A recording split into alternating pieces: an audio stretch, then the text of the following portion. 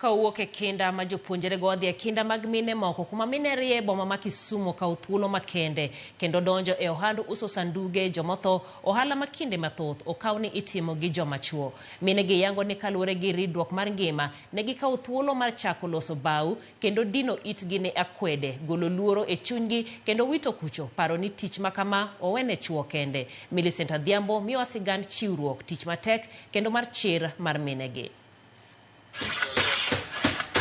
E kar thieth moro e boma ma Kisumu, koko mag masinde randa kod kuocho otweyo lwasi. E kambi kae, sanduge mag jomotho iduso gi lony mamalo ahinya kod joma mine, ka gidino itgi ne akweda kod weche miwacho ni tijni en mana mar joma chuo. Maureen Anyango, majigni 30, wacho ni donjo e tijni kalure kod chandruok mane okaloe, ka magawa mane rikotie ne chule mana $200 odiochieng', omenda mane ok nyal miyo odang ngima makare. Kanyo mane oloso gosiepne moro ka onyalo donjo e tij loso sanduke jomotho. Ondamo manyaka sani oyango ni oseloko ngimane gi okang' malach kuom higni 3 mosetime. Asethagre mang'eny kalure mokwongo natiyo hotel. Ka natiyo hotel ichuli $200 per day. 200 no endo nang'iyo 200 no ni dwa ni chul rent, okonya chulo rent, okonya chulo school fee. Koro kana sebedo kamano to nawuoyo gosiepna moro. Akone ni yawa, asebedo ka gombo tijni tan kang'iyo anyalo time. Kanwa biro kode kae chako puonja. Adhi gimoro dweche 2 kamae achako mako tich. Koro at least aneno kopogre gi tij hotel mana tiyo cha. Maureen mamin nyithindo 2 yango midhiero ma osebedo kokaloe moting'o nyiera kod siboi e kinde mane ochako tij loso sandug jomotho.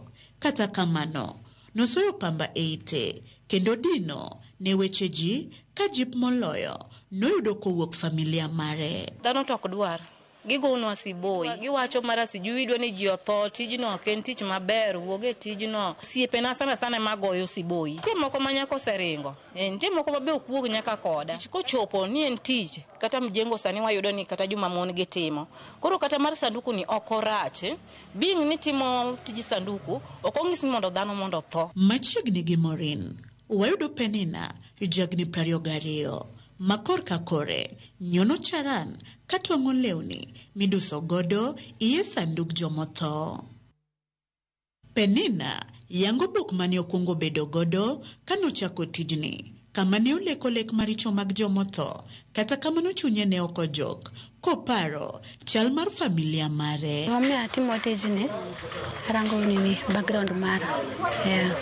Nikech karango korabeka kaido mai to akonyrego. Buok to nabuok. Kineno sanduge gine nyaka buok mokwongo.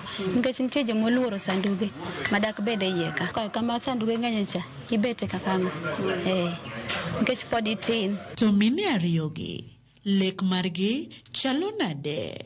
Gombo na mabiro na bende ndalo mabiro ayaw kara madems madwaro ni mondo puonjgi ka gigombo mondo gibi ka gimbe gigombo adier no dwaro obi mondo apuonje. Ani ok riti joma chuo ni rito boyfriend, lazima ujitume. Akombo dhi nini Maseno University. Yani kada yud ng'ama dumak lweta pachwala mbele to dago ne erokamano. Jowete gi machuo e tijni moting'o John Odero osebedo kodgi e wuodhni e kindi midhiero makagi kacha. Kata kamano nyaka sani giyango ni minegi koro dhi maber. Mago gido mokwongo ne giluor ga, but wanyisogi ni kiseamua ni tiyo atiya gimoro amora mibiro dwaro wabiro miyi ka wanyalo konyogi. Koro mogodhiambo gido gimoro matin gidok e ot. So far en quite challenging nikech ing'eni joma mine gi tij joma chuo ing'eni gin slow. John wacho ni akwede makinde ka kinde e midhiero maduong' magikaloe ka oganda moko nyisogi seyo kuom tiyo e lwasi mar loso sanduge jomotho. Kata kapo nadhi katia ne nyako moro to ng'ise ni da spoil gi pes mar sanduku, koida spoil gi pes ng'amotho. E wi mano, midhiero moting'o buru mapek mawuok e tijni bende giyango ni keto tijni bedo mapek kaluwore ni buruno hinyo ngimagi. Kasa joma mine ng'ini samoro ng'at ma nigi yath ma kore thung' piyo piyo. Koro ng'ini mano challenges maduong' kabisa. Samoro ni piny, imbe kigo balancing mari tineno ka pesa no ok rom. Kowuok e buru mar bao magiyweyo, goyo rangi, ywak mus mwende, ok en mana ohand loso sanduge jomotho, to en kinda, siniani, kod mijing'o mar loko sigana, ni tije mathoth ne owene joma chuo, mwene bende nyalo riyore. Millicent Adhiambo, Ramogi TV, Kisumu County. Ng'ato nyawacho ni dichuo no nitie kumogolore e wi wachno. Sigana maber kamano ahinya Millicent. Komachielo ni jod bura ma kaunti ma Nairobi Esther Passaris nochwalo paro mar chik mageto rido weche mag ng'anyo kaka yo matieko maundu, tulo kod thoe e kinde ng'anyo pacho kae. Paro mar chik makamano biro ndalo machuo kende tok ng'anyo mag Gen Z juma mokalo. Mano weyo kethruok mag mwandu, kuo mag mwandu e dukni, wang'o tesende obila kod nek mag ji maromo 19. En chik marieyo ng'anyo kosedeyo duond jopiny kod kweth makedo sirkal. Chris Owino kolonwa. En paro mar chik mar ariyo mar temo keto chike mager matayo ng'anyo pacho kae nyaka ne rowere mag Gen Z bag ng'anyo mar tipo dwe mar 6 higa mokalo kendo monjo od bura e kwedo chik mar